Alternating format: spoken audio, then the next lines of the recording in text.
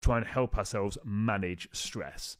Because stress in our life can be inevitable. Like, you can't avoid stress. So for us to try and completely avoid it, it's inevitable. You can't avoid the inevitable. So you're going to be stressed at some point. The goal is, if you're going to get stressed, can you try and get out of that stress response as quickly as possible? So there's a few things here that we can sort of potentially do. The first thing is, and again, it's going to sound really simple and easy, make time for yourself. Welcome to the Prime Life Project podcast, a place to help you unlock your full potential, both mentally and physically, to become the best version of you.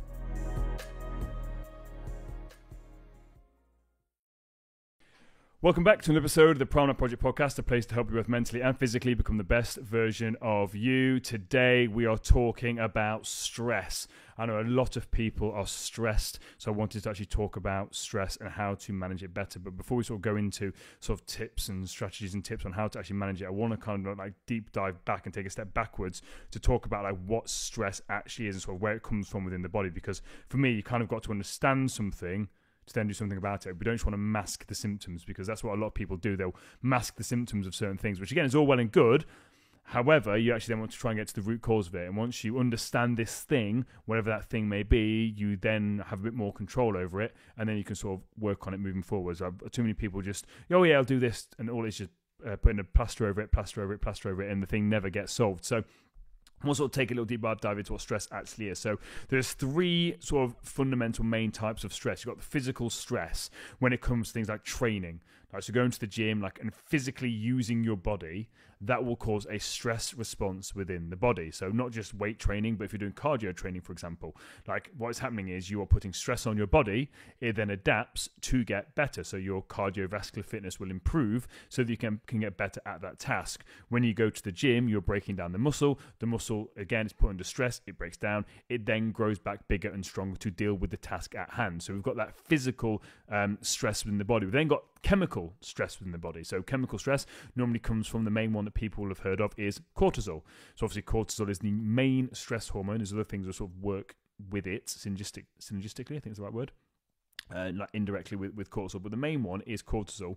And then we've also got emotional stress. So again, all of these kind of tied together, because again, thoughts can then lead to a chemical response within the body, and again, something physical you do with stress in the body can lead to thoughts, which then lead to, so they're all kind of interlinked, but fundamentally there's three ones. You've got the physical, the chemical, and then the emotional one, which is the thoughts. So I would say that a lot of people right now are potentially struggling with the emotional side of things, which is the thoughts, the negative thoughts, feelings, and emotions, which are then leading to that chemical cascade of cortisol, that stress hormone going in and out. Because again, remember, if you're in a sort of physical situation, like a stressful situation, like physically your body's going to respond in a certain way. If you've ever been in like that sort of situation where maybe you think you can get mugged or something bad's going to happen, like physically your body responds, it starts to tighten up, you become a little bit more alert. Again, that's a stress response. Now imagine if you're thinking thoughts that are causing that physical reaction within your body. So then you're doing it to yourself. So it's not this thing externally. Internally, your thoughts are leading to this physical thing, which then leads to the chemical, and then it becomes that vicious cycle. And I think to the point where you've got Dr. Joe Dispenza talks about this a lot, where this can happen so regularly that your thoughts lead to this chemical cascade, that your body can actually predict when you're going to think these thoughts and then release the chemicals anyway without you actually thinking about them. So it's such a negative cascade that people get into it. And this stress response, we hear the word stress and people see it as a negative thing. Like, stress is not a negative thing. Like, when it's in acute situations, meaning it's a short, sharp burst, meaning if you're in a situation you need to be able to run away and get away from it because you're going to get mugged or something like that stress response is really, really good and really, really powerful, and it's what's kept us and our ancestors alive for thousands and thousands of years. That's really positive. The difference is when that stress becomes chronic, meaning it's constantly elevated. So rather the curve being it's flat with a little spike, it's the exact opposite, where it's really, really high and only every now and again does it actually drop down. So it's understanding too, the stress itself is not bad, it's just when it becomes chronic. So when stress is chronic within your body, again, you can then become ill. People talk about this a lot, like disease, dis-ease. It's dis-ease of the body. And again, that comes from this stress response. And we talk about stress a lot when you look at like what the damaging impact it has on the body. Like, stress is one of the main killers of people. If you actually look at what it does to the body and what negative things can come from being stressed all of the time chronically. Like if you're actually going to do some research into this, it's something that's not spoken about anywhere near enough. Anywhere near enough. And as I just mentioned there, a lot of this can come from your thoughts. You're thinking these negative thoughts constantly. It then leads to that chemical response within your body, that physical response within your body, and it's non-stop and it's relentless, which is why I'm so passionate about talking about this, because again, I don't want that to be you guys. So how does the stress response actually work? Let's kind of take a bit of a step back and actually ask ourselves. So the brain receives this stress signal. So whatever that is, whether it's the physical or this emotional thing. Because again, remember, the brain and your mind are two different things. Let me say that again. Your brain and your mind are two different things. Your mind is not your brain.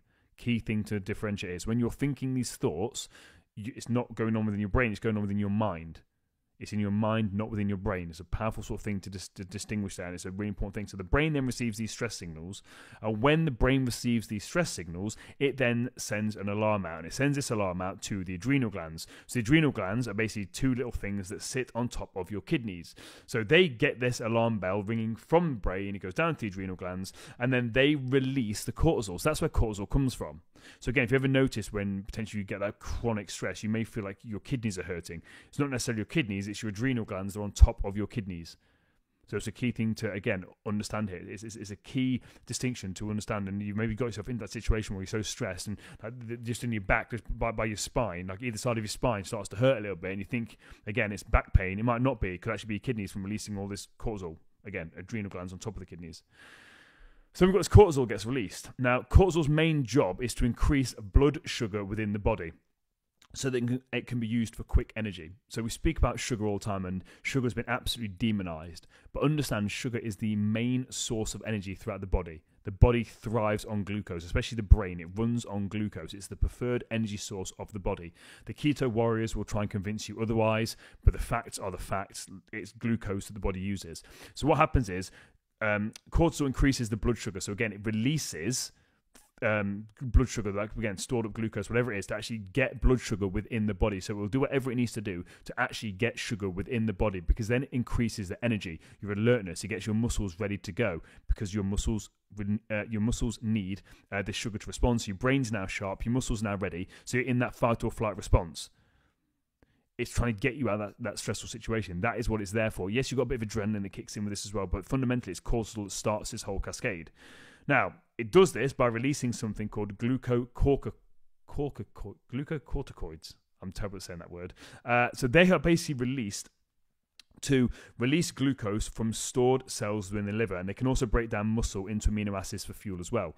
So the body is very, very smart. So even if you don't have enough blood sugar within your body right now, this thing, glucocorticoids, will actually release stored up glucose within the liver and within the muscle. And if there's nothing there, it will then break down the muscle itself.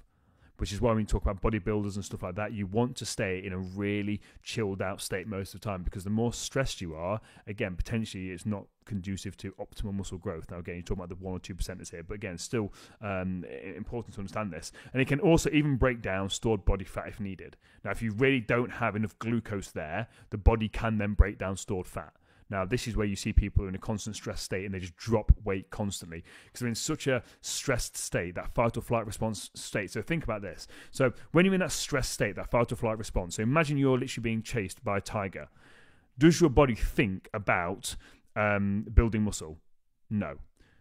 It's a waste of time, energy, and effort. Does your body think about having periods? No, because again, that's a waste of energy. It's trying to conserve all the energy and keep you alive. So again, it will start to just ruin your appetite, because again, why would you want to be eating food if you're trying to run away from a predator? It can also disrupt toilet habits, because again, if you're stopping to go to the toilet, guess what? You're going to get eaten. So all of these things can come from this chronically elevated stress response, which we don't actually realize. Now again, it's only when it's chronic, but we all know someone is, when they get super, super stressed, they just drop body fat, and not in a healthy way, because they're not eating because they're stressed. And what's happening is they don't have the blood glucose to keep their body running at this accelerated level. So then what happens is the body starts to break down muscle and then body fat. And like I always say, like if you are running on adrenaline, if you are running on your stress response, it's like a credit card. you're getting your energy on a credit card. At some point, your body's going to say, you need to pay this back. And that is when people crash and burn. When people are doing too much and they're not recovering. There's no such thing as overtraining. It's only under recovering. You can only push as much as you can recover. And most people don't allow themselves to actually recover. So especially these stressful situations, sometimes in life, like stressful situations happen, there's nothing you can do about it. If something big happens within the family or something going crazy, that stress response, it's going to get chronically elevated. Okay. But then it's understanding after that situation, are you then allowing yourself to just settle down a little bit, or are you still trying to keep up that high rate of energy? Because the body will at some point ask you to actually pay it back. Now, as I sort of mentioned before, cortisol is not the bad guy. But if it remains chronically elevated, it can break down muscle. It can increase your cravings because, again, you've got two sides of this. Cortisol can shut down you wanting to eat. But then also at some point, if you're craving sugar that much to get you to actually work, it can then actually increase appetite because you get unstable blood sugar. So if you're constantly going in and out of being stressed, your blood sugar levels are going to be all over the place. So then can actually increase your cravings. It can also impair your body's ability to handle infections. So it suppresses your immune system. It suppresses the frontal lobe within your brain, which is basically responsible for your personality, your memory, and it's linked to depression. So again, when you're constantly stressed, you forget things.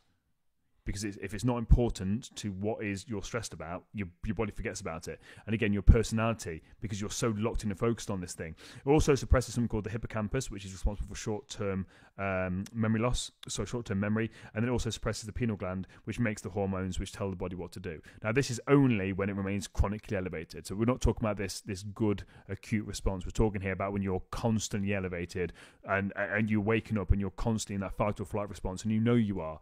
Again, it's bordering on anxiety. Again, because anxiety is kind of a little bit different. But again, we're going to do a whole podcast episode on anxiety because I've realised that I talk about this mindset, mental healthy stuff, but I've not actually gone back and addressed the basic stuff like your anxiety and your depression and all that sort of stuff. But again, the stress response is very closely linked to anxiety. If you actually look at the response of the body, it's very, very closely linked. But again, it comes from the thoughts. We're going to talk, again, a lot more about that. It's not today's episode. So what can we actually do then to try and help ourselves manage stress? Because stress in our life can be inevitable. Like, you can't avoid stress. So for us to try and completely avoid it, it's inevitable. You can't avoid the inevitable. So you're going to be stressed at some point. The goal is, if you're going to get stressed, can you try and get out of that stress response as quickly as possible? So there's a few things here that we can sort of potentially do. The first thing is, and again, it's going to sound really simple and easy, make time for yourself. Let me say that again. Actually make time for yourself. How many of you guys listening to this actually make time for yourself to actually reduce that stress, to actually relax, to actually do something that you enjoy and just sit and breathe and chill? How many of you actually do that? I can imagine not many. This is something that I take into consideration when it comes to my morning routine. Every single morning, I should allow myself to sit peacefully for 5 minutes, take some big deep breaths, and then I get into my reading, my meditation, my morning routine. Now, again, I've said this on multiple podcasts. I'm not expecting you to follow my morning routine. But what I'm asking is, when was the last time you made time for yourself? Because here's the thing. You're going to say to me, oh, I can't because I've got this going on and blah, blah, blah. And that's why you're stressed, because of this thing. And I get that. However, look at what that stress is doing to you. So if you can just take 10, 15 or 20 minutes to take some time for yourself, just give yourself a minute, just breathe, just relax, do something that you enjoy, get those happy hormones kicking in for a little bit. When you go back into that stressful situation, you're going to be able to handle that from a better place. You've given yourself a bit of a buffer. So sometimes you've just got to take a step out of something to regroup, then go back into it again. But we don't think of it like that. We're like, oh no, go, go, go, go, go, go, go. And no, just take a second, just give yourself some time. Now, this may be a bit contrary to what I've said about the physical stress, but take some time to actually exercise. Not to the point where it's anything chronic, but actually just moving your body. Just physically moving your body to actually release some of this stress. There's an amazing book called The Body Keeps the Score, and it talks about how your body holds on and remembers. But if you can go and do something by just moving your body, it releases that energy, that pent-up stressful energy that you've got that's kicking around, all this excess blood sugar that's potentially going around, all this adrenaline. If you can just actually dispel it and get rid of it, even if it's just some light stuff, you're releasing those endorphins and it's going to help you out massively. Now, I'd also link this third point to the first point where I talk about getting enough sleep. We spoke about that a couple of episodes ago. We're talking about the impact of sleep and mental health. Now, if you're constantly stressed and you've got things on your mind, can you actually take a second to ask yourself, what is it that I'm actually stressed about? Because sometimes we don't know, especially if we're so inside our own heads. We're creating these situations, these thoughts are coming, but if someone asks you what you're stressed about, you actually can't articulate it. So maybe take some time to brain dump. Just get out what is going on inside your head. Get it written down on a piece of paper so then you can actually then do something about it. Because you can't manage what you can't measure. So again, what is actually going on there? Just get it written down and then just see what is actually going on. You'll find the art of actually releasing it from inside your own head and getting it written down. Just the art of getting on that piece of paper can be so therapeutic for you, which could then help you sleep. Because if you're not sleeping because you're overthinking, you need to figure out what you're overthinking about. And you can do that by getting outside of your head. It's very hard to think inside of your own head. Another point we've mentioned before about eating healthy, that speaks for itself. Like when it comes to actually get some good quality nutrients within your body, if you give the body what it needs, it will work more optimally. Talking to somebody is also a big thing. How many times have you been super stressed about a situation and you've actually spoke to somebody about it and all you've done is just share what you're stressed about and just talking about it has de-stressed you? Or if that hasn't de-stressed you, the other person who's got nothing to do with this stressful situation gives you something so simple that you had not even thought of that completely releases that stress. And you think, why did I not think of that? You can't think of it because you're too involved in it. So the actual art and act of talking to somebody about it, what's that? A problem shared is a problem halved. So again, if you're stressed about something, just talk to somebody about it because you may be getting yourself stressed and worked up about something that you have got no reason to get stressed and worked up about. And you're just holding it there. You're making that mountain into that molehill into a mountain, Just talk to somebody about it and just share that load. And also learn to say no. It's okay to say no. We talk about setting healthy boundaries. If you're on YouTube, I'll link it up in the top here about setting boundaries. I've done a whole episode on setting boundaries, removing toxic people. Like if you need time and space, learn to set those boundaries. And remember what we spoke about. You need to communicate your boundaries clearly and effectively. You then need to actually enforce those boundaries and then defend them. So what do you want? Communicate and then actually defend your boundaries. Learn to say no. Because learning to say no when you're stressed can massively help. If you're stressed and you feel like you don't have enough time and you're feeling overwhelmed, that's not the time to be saying yes to people, things and whatever it is, parties. That's the time where you actually, no, I really just need to say no to this, but we don't want to let people down. Doing a whole episode on this where we deep dive this because setting boundaries and actually communicating them effectively is one of the biggest things people struggle with. And just taking a break from things, if you can. Whatever that may be. Maybe it's just a week off work. Maybe it's just a day off work. Maybe it's just taking yourself away to go and stay somewhere else for a week, like an Airbnb or whatever it is. But can you, I'm not saying you have to, but can you just take a break? From whatever this situation is, can you just take yourself away from that person, that situation or that event? Just take yourself away. Give yourself that space to go back to point number one and just take that time for yourself. Or maybe it's a task. Maybe it's a task that's stressing you out. Can you take a break from that task? Maybe you've got to write something. Maybe you've got to record something. Maybe you've got to be creative. Maybe you've got to figure some numbers out for your boss, whatever it is. Can you just take a break from that task? Can you just step away from it? Because then when you step away from it and you're a little bit more refreshed, you can come back to it from a place of not stressed, from a clearer place, and then you can see things a lot clearly. Imagine your mind like an ocean. If your mind's all choppy and going all over the shop, it's very hard to think in that situation. But if you just go away, do something that you find relaxing, therapeutic, that you find fun, it's like a nice, calm, still river. That makes it a lot easier for you to then think in that situation because you're already in control. It's like just throwing a stone into that choppy ocean. It's going to have no effect. It's going to be really hard to just even see where that stone's gone. But if you just throw that stone into a nice calm water, you can see the ripples, you can see where it is, and it becomes a little bit more natural and calm and easy. And the final thing we spoke about here is like practicing mindfulness, which we spoke about on a regular basis, that art of meditation. I had a conversation with somebody 2 days ago that was feeling really stressed, really overwhelmed, again, complete lack of self-worth. And I said two things to them. I said, you need to get your thoughts out of your head. So just brain dump, like we sort of spoke about earlier on, at whatever point that was. Can't remember what point that was. Maybe point number 5, about talking to somebody. Anyway, no, get some sleep, I said. Just brain dump it. So get it out. So I said to them, just get a journal, just get it out of your head. And the second thing I said was, just go and meditate for 5 minutes. And she said, what? I said, just do those 2 things. So it's completely free. It's going to take you a maximum of 30 minutes. Brain dump, 5 minutes meditation. He said, is that all you want me to do? I said, I promise you. I said, just do it. He said, is this going to help me? I said, I can't promise anything. But I said, just trust me. I think it's going to have a massive impact. I then literally texted today. So this is 3 days later. I texted this morning and said, did our talk help? And have you practiced what I said? And she said, yes, absolutely. I cannot believe how something so simple has helped. And again, we think that we need to do these big, crazy, expensive things. It's like, no. Just write down what is going on in your head. Just get it out of your head. It's hard to think in there. And then just sit in silence. There's a reason why these monks are so blissful and relaxed and chilled. There's a reason why athletes practice their breathing. There's a reason why breathwork has become so popular, is because it works. And it's scientifically proven that breathwork, when you practice working with your breath, it scientifically reduces stress.